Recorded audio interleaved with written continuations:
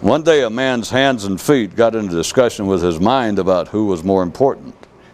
And regardless of the fact, as you might expect, that the mind presented an argument that completely overwhelmed the feet and hands, they still always had the last word.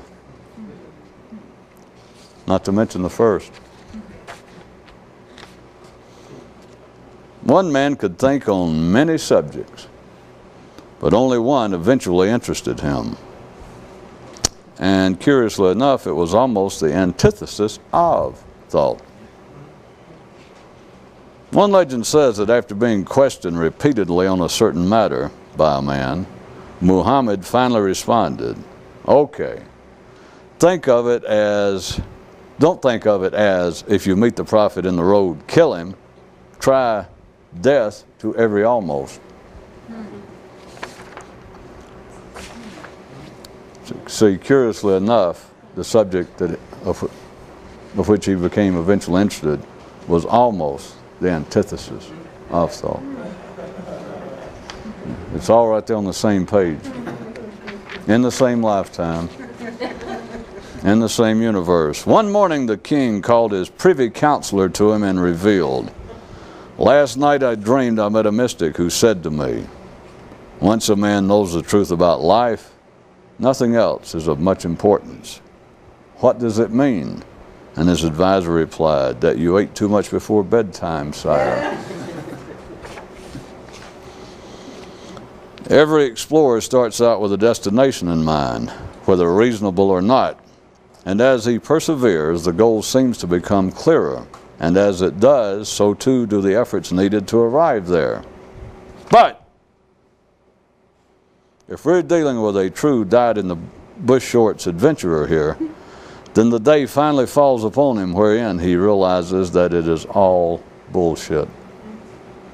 An initial, necessary, misdirected effort to get him going somewhere, and yet it is never actually the place he and everyone else ends up. "Hooray," cries a man in response. "That means my ticket's still good no matter where it's to." And of course, the opposite's also true. If you took everything that you do know and threw it into the Pacific Ocean, and then took everything that you don't and tossed it into the Atlantic, the planet's sea levels would remain the same. And a lad asked his father, "Do you realize what this means?" "Most certainly not," he replied. While the ordinary see life is generally uncertain, and themselves the only partial exception, the few view it almost entirely in reverse and realize that life is certain, for certain, and only their individual potential open to any doubt. Sure, I can put it another way. The many are mostly convinced that they know what they are and what they won't, while the few, through their own efforts and wiring patterns, see quite clearly that they do not, which does neither of them any particular good. But you did want me to put it simpler, didn't you? Well, sure, I can describe it more directly. Ordinary men believe that they know what would make them happier, and even though they do not, they may make some effort along the lines they imagine. Contrasted to that are the few with the hunger who do finally reach the place of clearly realizing what is required for them to sustain the condition of consciousness that truly does give them the conclusive pleasure. But in their case then, they also come face to face with the damn near impossibility of achieving it on a continuing basis. Thus you have on the one hand the majority of humanity who do not understand the purpose of existence, but who believe they do and passively live out their days accordingly. Then another small band who know too much. That's it. Moot City Revisited. One mother so advised a daughter, "Don't ever get in a spitting contest with your thoughts." The speaker addressed the crowd, "Only the ignorant talk of God." And someone in the throng shouted back, "Only the ignorant talk about the king." And another voice from the assembled called out, "Only the ignorant talk about life after death." And still another voice chimed in, "Only the ignorant talk about the foibles of their fellow man." And really loudly, another voice cried out, in apparent desperation of some type, "Well, hell, only the ignorant talk about anything anyway. What the hell you people expect?" And the speaker who had initiated the whole thing said softly to the crowd, "Let's us leave here and go somewhere more agreeable." Then looking directly at the last man he had spoke, added, "and less noisy." There was once a man who attempted to kill himself by falling on his sword. It never worked, and he never recognized that his thoughts, was the sword. The royal advisor so clued the king. The aggressions will never cease as long as bullets cannot, once fired, stop in midair, turn and attack themselves. And the king understood that it was not ordinances under discussion. One father so advised the son, "Never try to wait out your thoughts." That useless sport re-examined. The ordinary believe that holding certain beliefs, specifically those in conflict with the ones they hold, can be deadly, while the few who understand what's going on recognize the morbific nature of all beliefs. The brevity of mystical physicians' office hours is due to the fact that they diagnose but once on any given complaint. A chimpanzee looked down into an ant hole and sighed, "Ah, but that I had such a simple life." And an ant peered back up at him and said, "Anyone who would make such a non-objective, self-serving observation has, in the case of their own mind, simplicity aplenty." There was once a man who had a parrot surgically implanted in his head and a ferret in his stomach.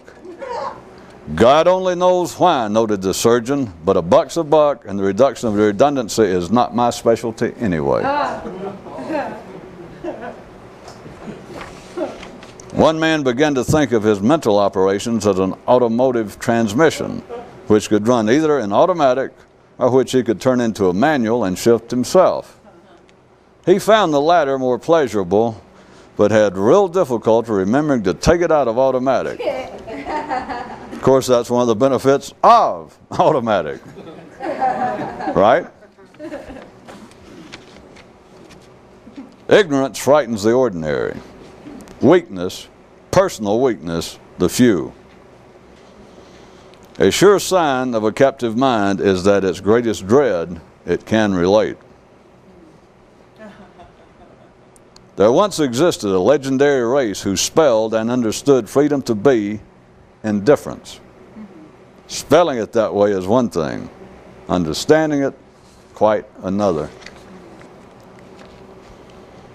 A more insightful man not only does not see life in stark contrasts of black and white, but neither does he see it in shades of gray either, unless what he's looking at is black, white, or gray.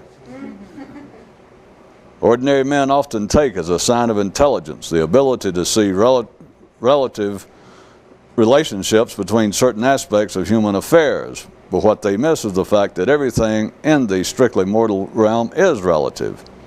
That in fact it is only through relative relationships that they exist. Once this is seen afull, it is clear why one thought is always following another. One planet was populated by two classes of species, mathematical creatures and musical creatures. And the musical ones appeared to run the world, yet they both were radically dependent on mathematics. Eden and automobiles. One version of a common creation story says that when the first man to achieve consciousness, Adam, was, for his achievement, driven from the garden, as he left, the angel guarding the gates sounded out a warning to all the other creatures. "Look out, runaway vehicle." The problem with thoughts is that they're magnetic, and you find yourself either being attracted to them or repelled by them, and they don't care either way. All they're after is that you are captivated by them.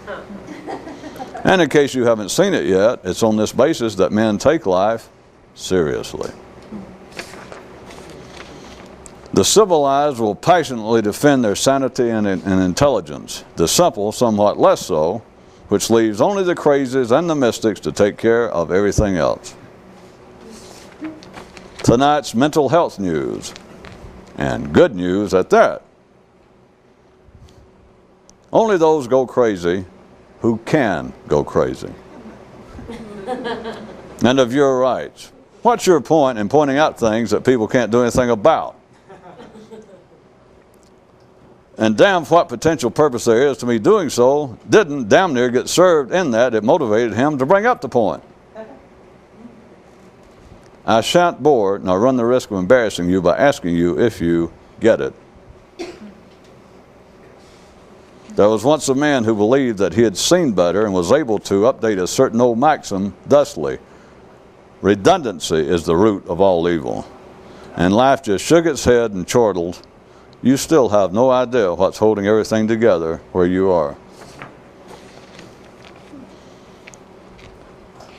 In a mystic's case, the strength that it takes to go on is the strength that it takes to stop going on. In one universe, there was one world in charge of turning out all metaphors, and a second one responsible for later shooting them. And still a third planet in the more advanced area of that reality whose sole job was to shoot down and destroy any non-literal entity it encountered.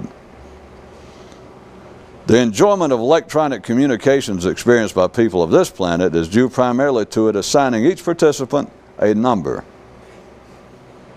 There is nothing more certain in the construction of mental cities than of the bricks one receives from his fellow citizen and, after adding his own personal order, passes on. A man with exceptionally good eyesight looked at a civilization and mused, "It's a good thing that men don't know what goes into hot dogs."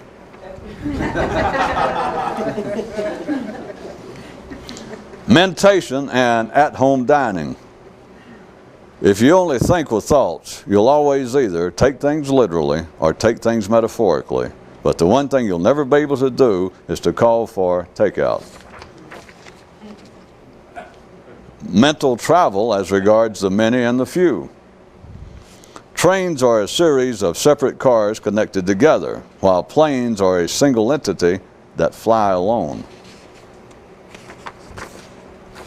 Said one man, "Just think, if we just knew where thoughts come from, we could send them back."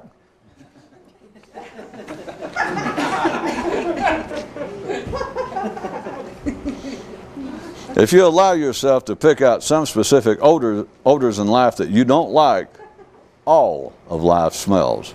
No. This is why the interests of the stomach and loins are periodic and those of the mind sequential. Inasmuch as the subject of hot dogs arose earlier, and there being such great interest therein, perhaps here is a good place to, perhaps hell, it is a good place to, or else I wouldn't have brought it up. Anyway, here's a good place as any to offer this note of comparison utilizing the wonderful world of sausages.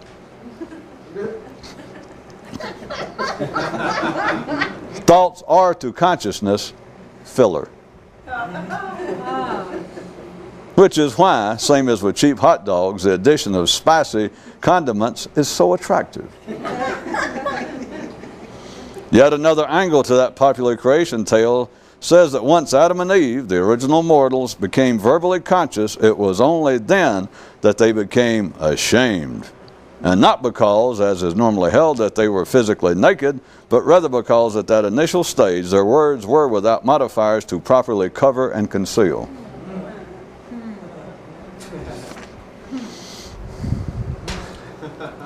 After having helped a genie out of a small jam, a man was offered his choice of rewards, to either have what he knew added to, or else have subtractions made from his ignorance. And turned out that just the involvement in him trying to decide which of the two he wanted was the reward. One conductor's hint to some passengers: the more attention you pay to your thoughts, the less aware you have to be that most of the time the train's not moving. As he rapidly passed by, he shouted out, "I can't stop now," an expression representative of all men who think.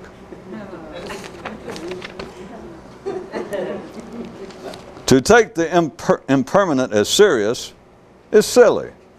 But for life, as man knows it, to hold together, he must, so silly, act.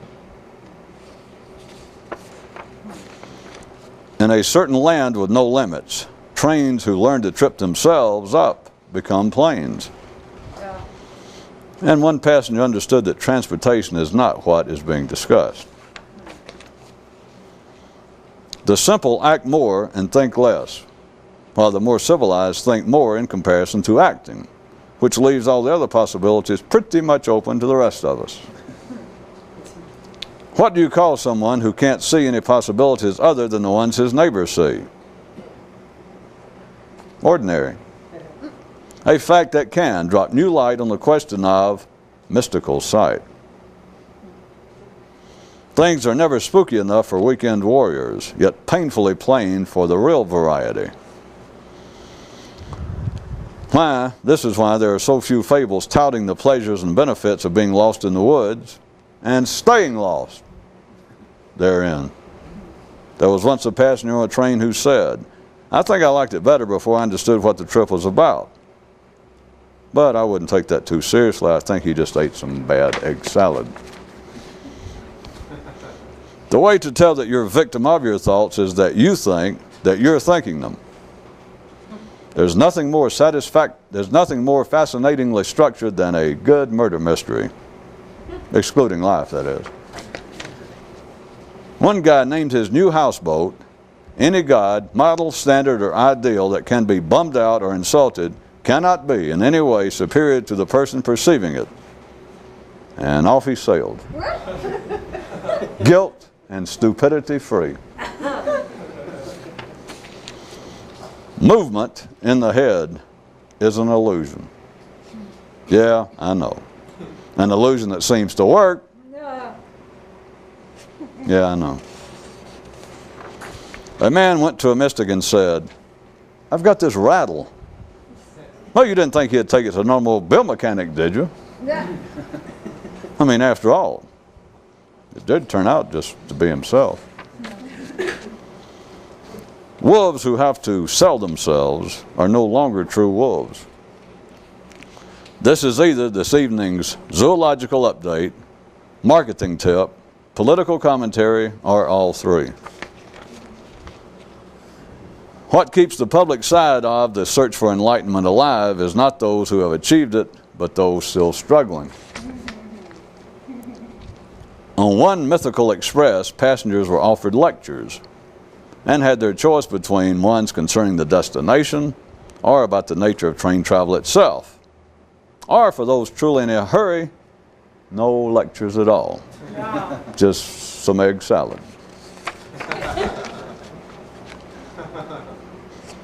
Only the simple have secrets, and only the sophisticated imagine that they do. As he sped quickly past himself, a man cried out, "What are you hiding from me?" A man surely of more than routine substance. One man used to think that everything you said about yourself was a lie, then refined that to believing that anything you said about anyone else was a lie. Then narrowed that down to thinking that anything you said about life was a lie. But now, finally, he has reached a place whereat he perceives that anything you say is a you-know-what. One man used to believe that his tongue was his friend, only to discover that it was more a friend to his thoughts. But that was all right, since he believed that his thoughts were his friend. Only to discover that his thoughts were actually more a friend to life than to him. Friendship and veracity. What a combo. As regards the secret, life sends out continual bulletins about it. They're known as men. Of course, as always, the trick is not in the reading material, but in the ability to read. One man mused, "It must be hell not to like music and still have it playing all the time in your head." And Beethoven noted, "Even if you don't care for the third movement, 2 plus 2, 3 still equals 5, and the dead will still converse with you. There was once a mythical land wherein the magnum opus in every art was a work entitled The Great Indifference. One father said to his son, look, even though this doesn't count in real life, I'm going to tell you anyway. You can usually tell in the beginning whether you're talking to a real mystic or not by the fact that he never gives you a straight answer to such an extent that you finally run out of questions. And the lad understood that figures outside of oneself were not what the old man was referring to. One day a passenger stopped the conductor, pulled him down and whispered to him, how far are we from the place where you quit speaking in metaphors? And the ticket puncher replied, closer than I thought, for you to even ask the question, which the traveler understood should now be turned on himself and his thoughts. A guy once mused, the great thing about graduating from the school of life is that you don't get a diploma or have to attend a damn ceremony. By the time that the ordinary are about to die, which is about as close as they ever get to tossing their caps in the air, the mystical few are already on the beach in Daytona. One man decided to plan every thought he would have. His thoughts stopped. This is either our joke for the night, our fable for the day, our latest scientific discovery, or a good place to end tonight's news.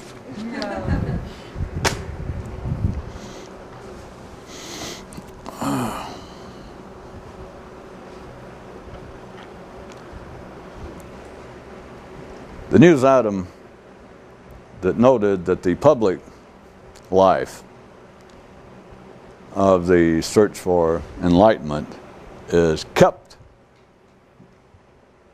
active not by those who have achieved it, but by those struggling for it.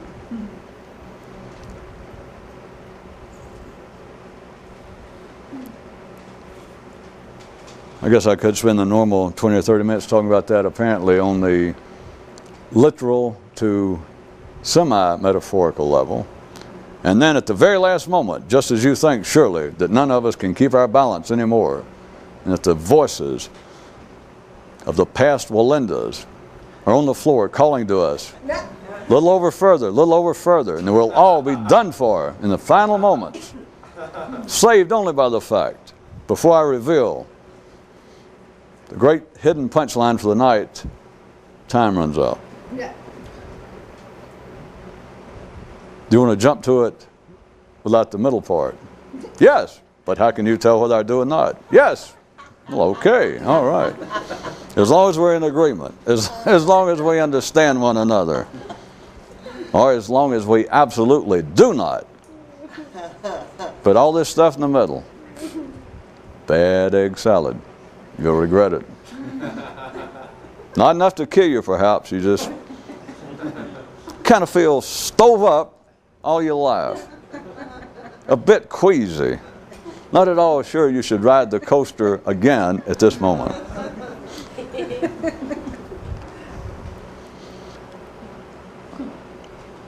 Well, one little literal part to get us going. At first, someone could hear that and take it as being a comment on public figures involved with the so-called mystical activities. And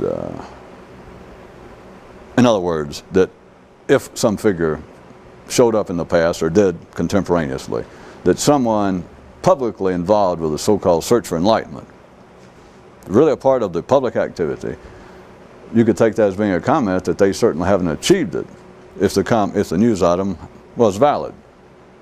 But it is a bit more interesting than that. It takes two to have a public life of anything. In other words, you could have someone who had achieved enlightenment that could be in some way that you might hear about it publicly. And that would not deny the genuineness of the news item. Because the only way it would be public would be that there would be some group of people with a real potential to do it themselves. That should be self-evident, or else if he knew what was going on, if there was such a man, he would not be talking to random people. He would not be seeking converts. He would know better than all of that, and he would know that there's really nothing publicly to say. So if you saw a situation that would qualify as being a public side of the search for enlightenment, of course all that would be open to all sorts of speculations verbally as to whether you, speaking generically, whether anybody correctly observed that it was. But just taking on the general basis that there seems to be, especially in the past, it's easier to look at a stuffed animal in a museum, that is in history, and imagine, I always wanted to see a real live armadillo. Even though it's stuffed and can't move and been dead, at least it gives the ordinary mind the feeling like, I always wanted to see a real live ferret.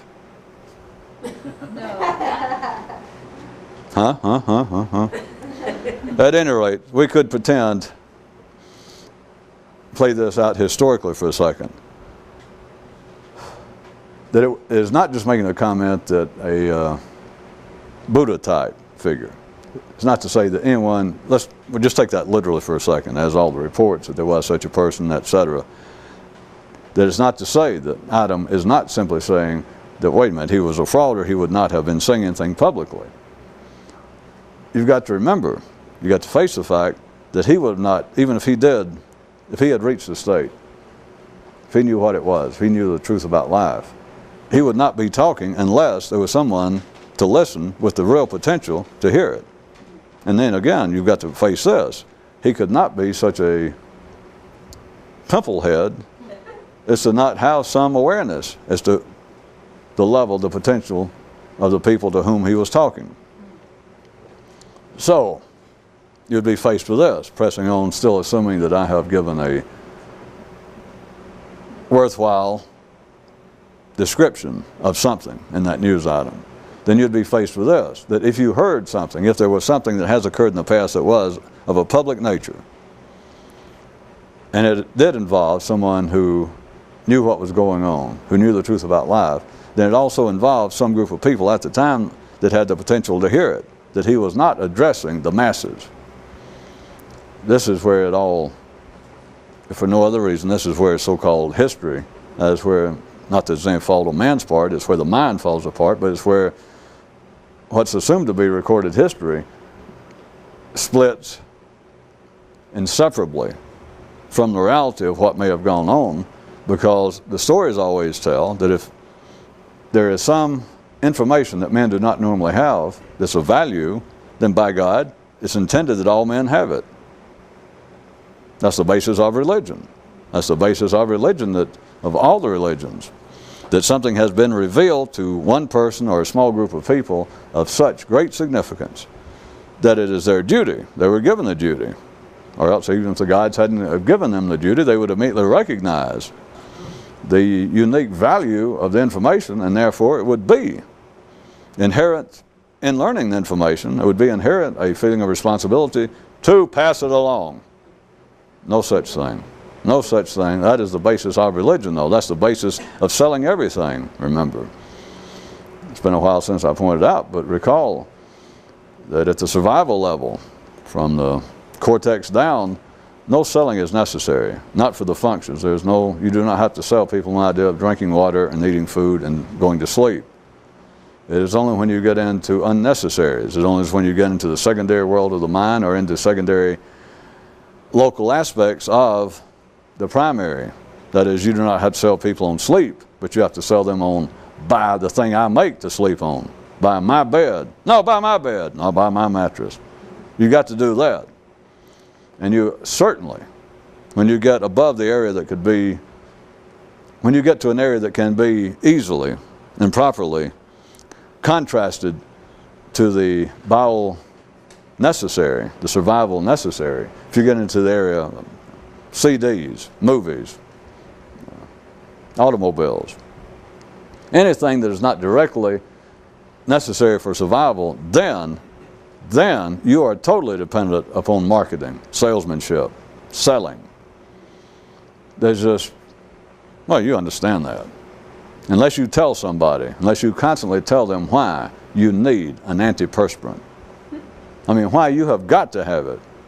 There's no chance if you just laid one down, like you did if you laid down a leg of lamb out by a roadside, almost every man that came by, or a glass of lemonade, almost everybody that came by would partake thereof. If you lay down a stick of deodorant, if you laid down a one of these fragrance things you put in your house, or if you put down a home curling kit, hair curling kit, just all the many things that just part and parcel of everyday civilization, and you laid it down, just laid it there. You do understand that not, just given the situation I'm describing, it would lay there until it petrified. I mean, even if people came by and looked at it, you know, maybe kicked it or something and thought, you know, that's a weird looking thing. It has got to be sold. There's nothing intrinsically attractive about it. When it gets to the world of the mind, and ordinary people can see that. I could get some kind of humorous reaction that would display a slight seeing of what I'm pointing to, and then, as always, the ordinary mind would forget it. But what it cannot see, period, is when you get into areas anywhere beyond the relative, the possible simplicity of such things as home hair curling kits and underarm deodorants. Once you get past that level and you get into areas such as the ideas of government, religion, mysticism, and if you point out to men again that it is totally unnecessary, totally, in the same way that men having ties, women having good brasiers, or any brassiere. In other words, all the useless condiments of civilized existence. Once you get past that, which you can make physically sort of obvious and laugh at, or get people to laugh at, if you get into the area that is strictly an output of the neural system, the higher end of the nervous system, such as all the ideas of civilization, all the theories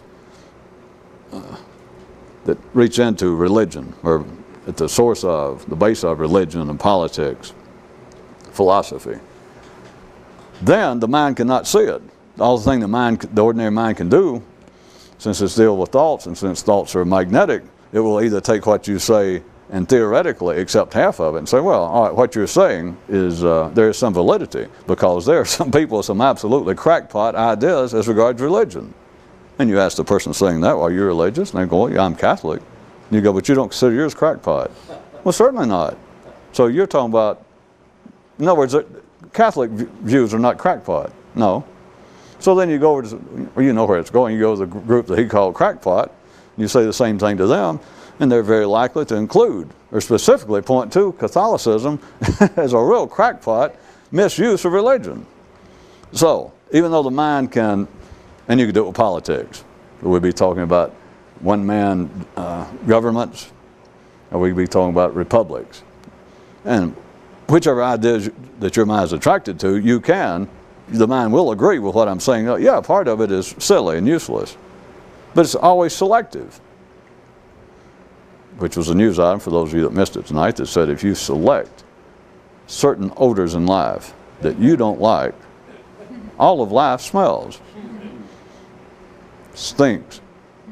You can't do it. Of course, you have to do it in the mind, but I'm insinuating there's something beyond the mind. Now back to where we were, really.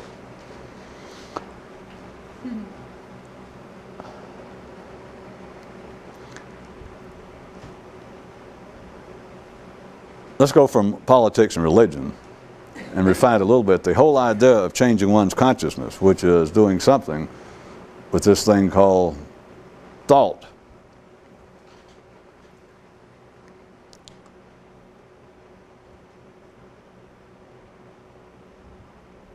At first it would seem that people must be sold on that. Or else why is the word mysticism, why is any term that I may have used or anyone else, change of consciousness, a consciousness without comment. Why has you ever heard of that? Using you again generically, why is that a known term in the intellectual marketplace, even for those people who have no active interest therein. Such comments: liberation of consciousness, the awakening of consciousness, enlightenment. Any sophisticated, well-read person on this planet now knows the term enlightenment and could attribute it to Buddha.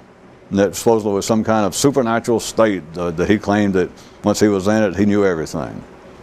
Any educated person on this planet knows that much. That's what I'm getting at. And so if you point out to them what I'm saying about all ideas that arise from the world of the intellect must be sold. Even more so than deodorant and starch in your shirts. That when you get into the area that is strictly non-physical, the world of ideas, the further removed the idea seems to be from survival. See, because you could have ideas, someone could be trying to sell the ideas of how to more cheaply produce your own potable drinking water. No. Or somebody could be selling ideas about how to produce your own food at home for no money and no effort. That the less effort you made, the better your food would grow. That would be one thing. But when we're talking about the ideas such as politics, religion, and now even more specifically, even more specific, of a more specific nature, that which points to some change in one's internal state of mind, not just ideas from the mind, but a change of the mind itself, some alteration. And people would say, well, you mean like the idea of enlightenment? And I could say, okay. And they would say, now I could say, but did you hear what I just said about the ideas must be sold? And they go, well, yeah, and that still fits in. And I said, no, it doesn't fit in. Because these ideas cannot be sold. The reality of it cannot be sold. And then the other person can say, well, what the hell, how do I know even the idea about enlightenment and Buddha sitting under a tree and getting enlightened, whatever the hell it is? How do I know that if it wasn't public? Why is that? Assuming that my first news item still remains valid. Why is that? Hold on, passengers. We're trying to get somewhere.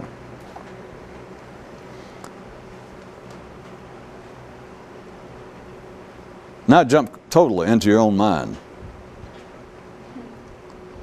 Everyone's mind believes that there is something. Anyone that could be as sold, anyone who could be as close to enlightenment as possible. They are still sold on the idea that there's something, the information, that which I am gaining, is still of some importance. In fact, if verbally confronted in a non-aggressive manner, such people would probably want to say that they are guessing, or they're pretty sure that there's simply some piece of knowledge, some little something that they have yet to understand that they should do is the only thing stopping them from achieving it. That is the mind, on its own basis, being the world's first, natural, and best salesman. It is marketing, even in the area that would apparently have almost nothing to do, or at least as little to do with the ordinary affairs of man as possible. That is the idea inherent in all mysticism, that this would apparently have as little to do with the practical everyday affairs of man as anything possible, and to that I will not disagree. But even if that be true, then what are you going to make of the fact of me still insisting that it must be sold, and it can't be sold, and if you think it is being sold, you're not seeing the situation aright, and yet there you are in your own mind. Well, we can get dirty. What the hell? I brought in a referee tonight from New Jersey, so he's not really going to notice if I try and aim certain impacts below the belt. How about a better example of all this, right where we were? How about the fact that there you sit, and people out there read things I write, watch me on TV, but there you sit listening. I'm going, yes, yes, yes. Well, it's all of help. I know. Yeah.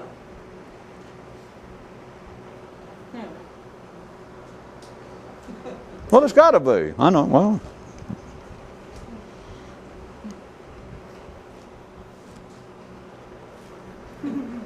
Well, it has been. Yeah.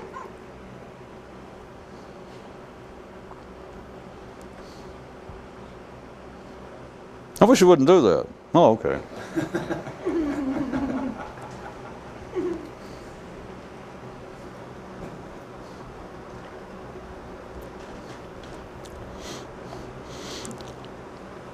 Does somebody remember the news item from a few nights ago that said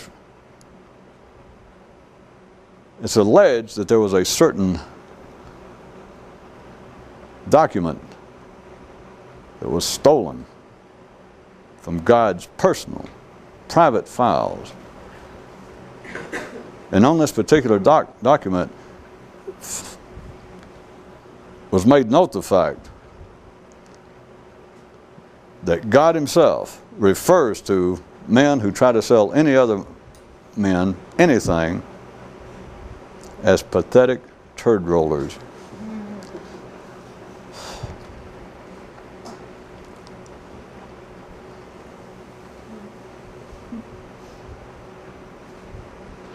Would the big guy mislead us? I mean, if that, for whatever reason, I don't know whether he just made a personal note, whether he's working on his memoirs or just a reminder, but if the big guy took the time and effort to write that down, and I think I can speak for most civilized, genteel people in saying that even from him, is a bit harsh to say that.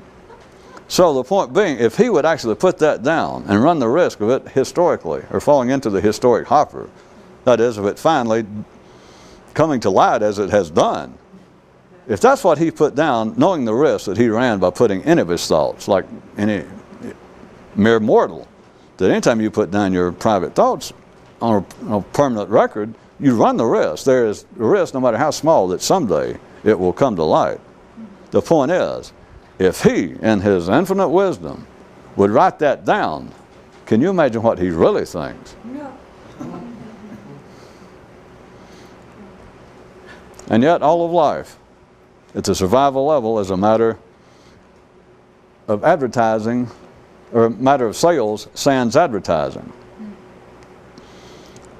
See, a gazelle is part of the food chain to a lion, and for it to show up in a lion's neighborhood, to show up at a water hole, is to sell itself, but it does not require advertising. It does not have to encourage. A gazelle does not walk down to the water, and if nothing happens, begin to whistle or to hold up a sign hollering, "Juicy gazelle," or "I'm young and tender." There is no advertising required. If you get above the line, without advertising, nothing happens. And you get to what would seem to be the highest possible area in the non-physical, that is, the attempt to change one's own consciousness, the search for enlightenment, then that would seem to require even superselling. And at first you could say it would, even though I was taking the general anathematic approach up till now, and say, well, it should, because it is the strangest, it is the most obscure, it offers the least even promise of reward, because even religion, even though it's just part of the same constructed imaginary city as everything else, but at least religion promises stuff that, stick with me and after you die, hey, things will be good. And mysticism doesn't promise anything. And so you would think that if mysticism is some refined, higher form of the reality behind religion, that if it takes all the advertising that it does to keep religion going, which I guess people don't normally think about this way, but religion is worse than politics.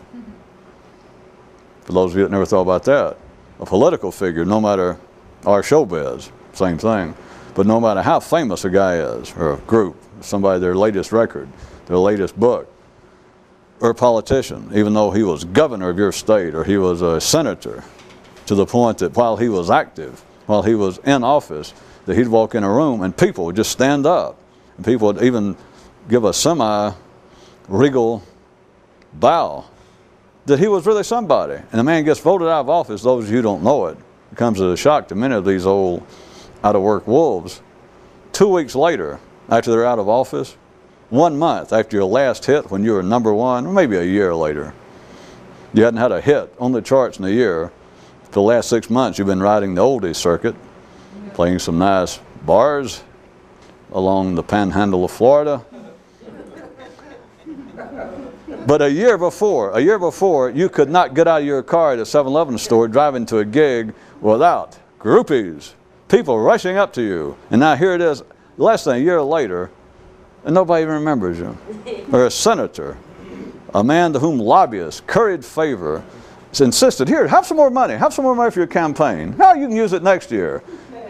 2 weeks out of office, they won't answer his calls. It's just, all right.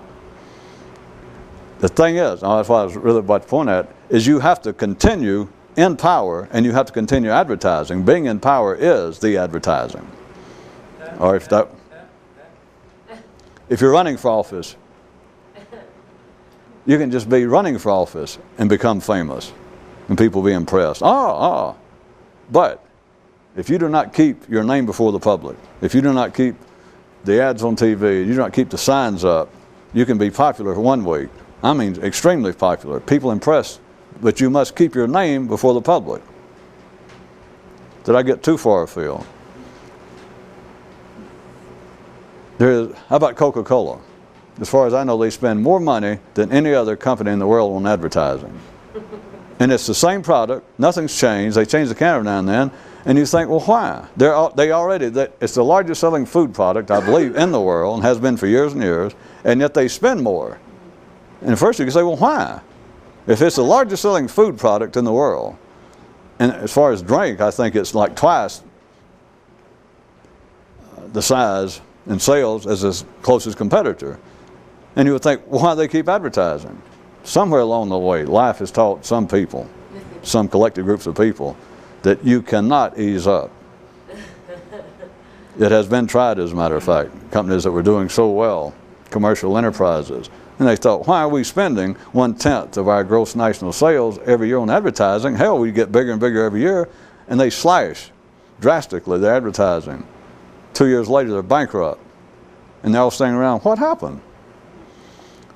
The more unnecessary something is, the more it must be promoted. And the more it must be kept before the public eye.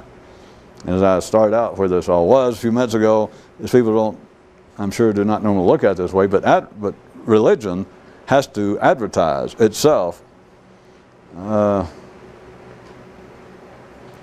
as much as any other enterprise on this planet. And the sidebar, back to the main point.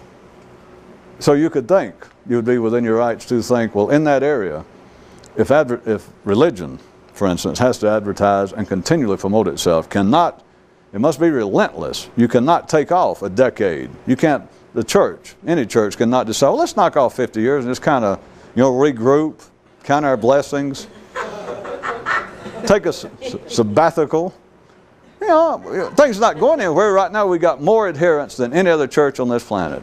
If they did that for 50 years and came back and decided to open the doors, they'd probably have to start putting in Taco Bells, using them for used storage places. So if that be true about religion, then if that which is even more refined, more exotic, more specialized than religion, the search for enlightenment itself, the actual search, then you could at first say, well, it has to be even more advertised. There must be more promotion behind that than religion, because you've got a smaller potential audience. It offers even less. Even though religion doesn't offer anything but illusion and promises, the search for enlightenment doesn't offer even that. So you think, well, Jesus, if it's going to have any public life at all, you're going to have to beat that son of a bitch to death publicly. You're going to have to keep a continuing, string of cheap airplanes, of course, running banners across the beach. You're going to have to stay on some kind of cable TV, somewhere, cheap, some free newspaper to keep your ads. You got to do something to keep it going.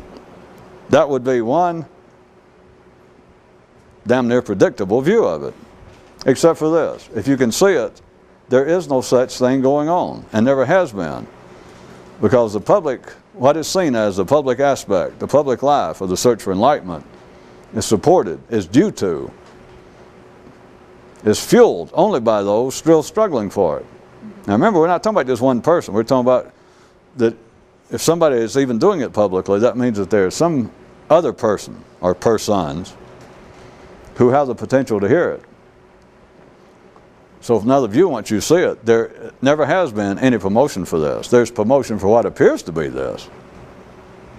And there's promotion and advertising and knowledge, public knowledge of what appears to be this. And no matter what I say to you, you'll think that that is true to some degree right up to the moment you step into it. Right into the moment until you have the experience, you still think, well, there is something to what I've been reading. I mean, there is. I mean, it's obvious. I'm better off now having studied in great detail the teachings of some guru, of some master, of Buddha, of trying to metaphorically analyze the Old Testament. Anything. And you can say, and I'm certainly not going to deny it. If it was just you and I talking, all I would do is try and smile and do my best imitation of the enigmatic Buddha. No. Not being good, I might sneer, but anyway, it's the thought that counts. No, it's not. But I can't stop and make up everything. At any rate, you could say, well, my studies, my metaphysical studies all these years have benefited me. I know.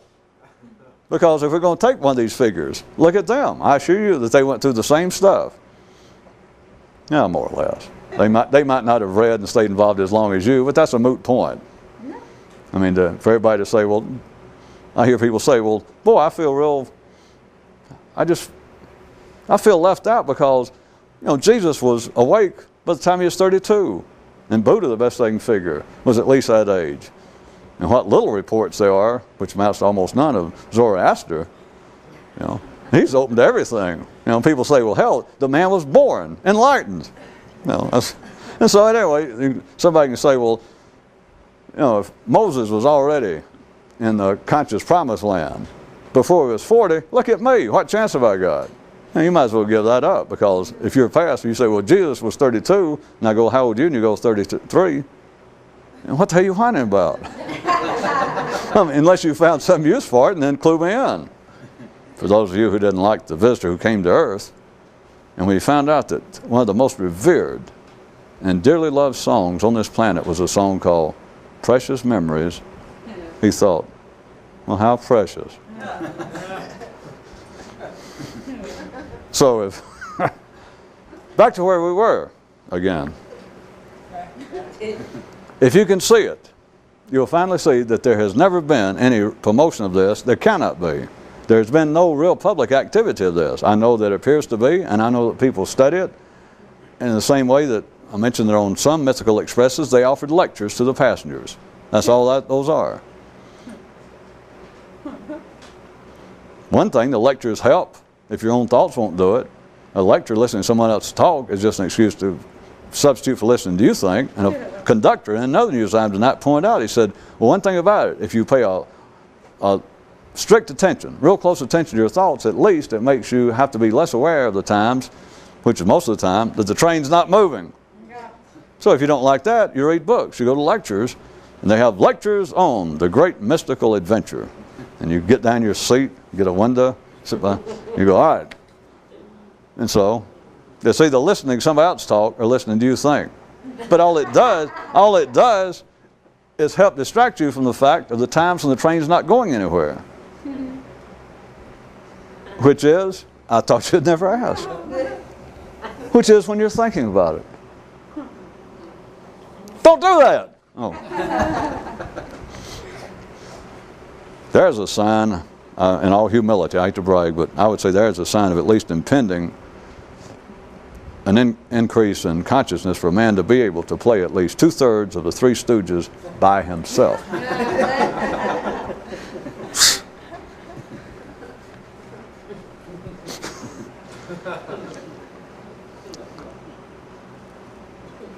Your mind, no matter what you say, no matter if I tried to make this like a true sermon, if I said, by God, this is so serious, I want everyone to, give me your hand, pledge that you will really stop doing this. Which I'm not going to do, because all I was going to do is make it worse. But if I did that, and to the point metaphorically, and you thought, all right, I understand, what you're trying to do is insist of the importance of this. I go, okay. That you will quit thinking, that you will quit accepting anything that passes through your mind. Forget where it came from. If it goes through your mind, it's noise. It's bullshit. It's magnetic attraction or repulsion. But anything that goes through your mind about the search for enlightenment is a detriment. And even if you went, all right, I damn near got it. I can see a little bit of it. But you're right. I'll struggle against it. Oh, I'm doing good. Because your mind still sells you on what it thinks. And I say your mind does. You know, that itself is misdirecting. Life does. For the man in another news item tonight that says he thought his tongue was his friend. Yeah. Only to discover that his tongue was more a friend to his mind than it was him. But then it got worse. But, well, no, at first he thought, well, that's all right, because even if that's true, because my thoughts are my friend. But then that's where it got doubly, extremely odious, because he finally realized my thoughts are more a friend to life than they have ever been to me. And that man only saw a part of it. But your thoughts are selling something. Everyone's thoughts. Doesn't matter. It's only ordinary people who think that the thoughts they have are of any specific significance one way or the other. Thoughts itself is to keep man in a certain position. Thoughts are life's advertising in man's nervous system. It is your Times Square billboard. And it runs through, playing out the messages. And if you're ordinary, you stand right there on this planet. Might as well be stripped naked and everybody away from you. And there you stand. And here it is, that Sony or whatever corporation has it now, that running billboard in Times Square flashing these advertising messages, and you standing there believing that you're thinking this. No. And not one time, even if that was true, let me point this out, not one time does the message ever do anything, promote anything of any individual benefit to you, even if it was true, which it's not. But if it was true that that was you thinking, and you could stand out, you could walk away and look at it, then you're still stuck with a conundrum, to say the least. That what I'm advertising is not to my benefit. I'm a free, walking, frigging billboard for somebody else. Getting close.